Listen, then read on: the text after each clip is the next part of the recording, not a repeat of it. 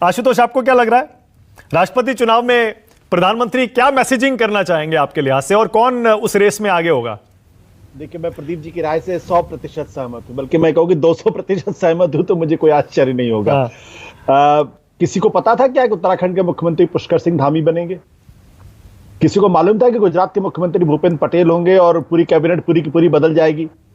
तो बिल्कुल इस बारे में किसी तरीके की अटकलबाजी का कोई मतलब है नहीं, और प्रधानमंत्री नरेंद्र मोदी जी जिसको चाहेंगे वही बनेगा। लेकिन दो तीन चीजें हैं। एक तो जो मैं थोड़ी सी प्रदीप जी से लिबर्टी लेते हुए कहूंगा कि जो भी राष्ट्रपति उपराष्ट्रपति होगा वो भारतीय जनता पार्टी और आरएसएस की विचारधारा या विचार परिवार का सदस्य होगा। उसको आरएसएस की विचारधारा में जिसकी न केवल दिलचस्पी होगी बल्कि वो उसमें कूट कूट के भरी होगी। इस पर भारतीय जनता पार्टी और आरएसएस कंप्रोमाइज नहीं करेगी, क्योंकि आज की तारीख में उसकी ऐसी स्थिति नहीं है कि जो एक जमाने में अटल बिहारी वाजपेयी के जमाने में अब्दुल कलाम जी को राष्ट्रपति बना दिया गया था।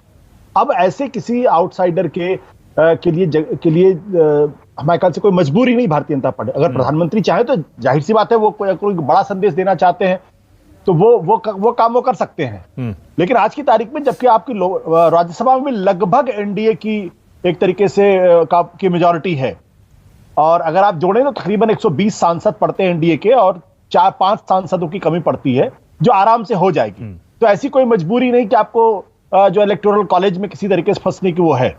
तो वैसी स्थिति में भारतीय जनता पार्टी संवैधानिक पदों पर चाहेगी, और प्रधानमंत्री जी भी इस बात को चाहेंगे कि उनके विचार परिवार का ही कोई सदस्य हो जो हिंदुत्व की विचारधारा से जो सहमत रखता हो और जिसके अंदर कूट कूट के भरा हो। अब इसमें दो और क्राइटेरिया हो सकते हैं। क्या वो भारतीय जनता पार्टी का जो सामाजिक आधार है उसको और मजबूत करने के लिए किसी दलित को लाना चाहते हैं, या जैसे कि रामनाथ कोविंद को पिछली बार लेकर आए थे, रामनाथ कोविंद जी को जैसे लेकर आए थे, या पिछड़े ओबीसी सेक्शन में से किसी को लाना चाहते हैं? क्योंकि ये वो दो तबके हैं, खासकर दलित और ओबीसी तबका, जिसमें भारतीय जनता पार्टी को पिछले दिनों में कामयाबी मिली है। लेकिन अभी इस कामयाबी को और मजबूत करना है। जैसे भारतीय जनता पार्टी अक्सर कहती है कि 50% वोट शेयर अगर हमारा हो जाएगा तो फिर हमें कोई चिंता नहीं, फिर हम अगले 25-50 साल तक शासन कर सकते हैं। तो उस स्थिति में ये विचार परिवार का, दलित और पिछड़े तबके दोनों में से किसी एक का सदस्य हो सकता है। लेकिन फिर मैं अंत में यही कहूंगा कि अटकलबाजी करने का कोई मतलब है नहीं, क्योंकि हम लोग जानते नहीं कि प्रधानमंत्री नरेंद्र मोदी जी क्या सोच रहे हैं और क्या कदम उठाएंगे वो। आशुतोष, आप और हम तो 25 साल हो गए करते हुए। पहले हम कितने आराम से 2-3 नाम हम लोग प्रिडिक्ट करते थे और उसमें से कोई ना कोई बन ही जाता था। अब तो ये हालात हो गए। देखिए, आपने प्रदीप जी को सुना, आपने आशुतोष को सुना। बिल्कुल सही। देखिए, ये बात अच्छी भी है। पत्रकारों का काम, जैसे कभी प्रदीप जी ने कहा कि आकलन करना, अटकल तो नहीं बट आकलन करना जरूर है। हाँ।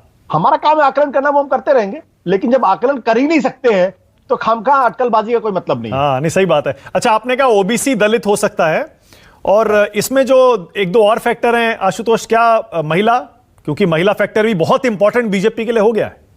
बिल्कुल हो सकता है महिला फैक्टर। और पिछली बार जब कांग्रेस की सरकार थी तो उस वक्त पाटिल बनी थी राष्ट्रपति के तौर पे, तो दोनों पद खाली हैं, चाहे उपराष्ट्रपति हो चाहे राष्ट्रपति हो, दोनों में से किसी एक पद महिला को दिया जा सकता है। और उसमें आप मैं नाम फिर भी लेना नहीं चाहूंगा। नहीं, 2-3 नाम चल रहे हैं, मैं ले देता हूं। द्रौपदी मुर्मू का नाम चल रहा है। वो नाम चल रहा है। का नाम पिछली बार भी चला था, अगर आपको ध्यान होगा। तो पिछली बार भी उनका नाम बहुत तेजी के साथ आया था, लेकिन अचानक अनुसुईया उइके का नाम चल रहा है, वो भी है, ट्राइबल है, महिला है। आनंदीबेन पटेल का नाम चल रहा है, और 1-2 नाम और चल रहे हैं। प्रदीप जी कुछ कहना चाह रहे थे? हाँ।